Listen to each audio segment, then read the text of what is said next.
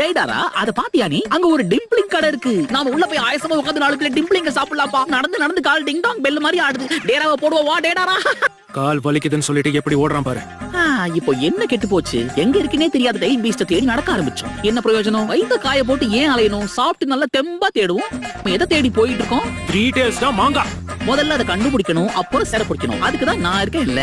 Okay மாட்டா. இத பார்த்தாலே வாயெல்லாம் ஊறுதே. சாப்பிட்டா எப்படி இருக்கும்? எப்படி இருக்கும்? உள்ள போயிடும். பாக்குறான்.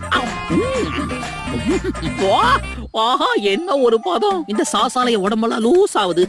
ரொம்ப இனிப்பாவும் இல்ல, ரொம்ப உப்பு கறிக்கவும் இல்ல. இது நிச்சயமா ஒரு மாஸ்டர் பீஸ் தான். வாயில வச்சோன ஜிவ்வுன்னு ஆகுதுல்ல. டேடாரா, கொஞ்சம் அங்க பாரு. இந்த திறந்த வாயை பார்த்தா உன் வேலைப்பாடு மாதிரியே இருக்கே. இத பார்த்தா உன்னோட கலை நுணுக்கம் தான் என் மனசுக்கு படுது. ஒரிஜினல் காப்பி போல இருக்கு. ஓபி, உன் சாவு என் கையில தான்டா.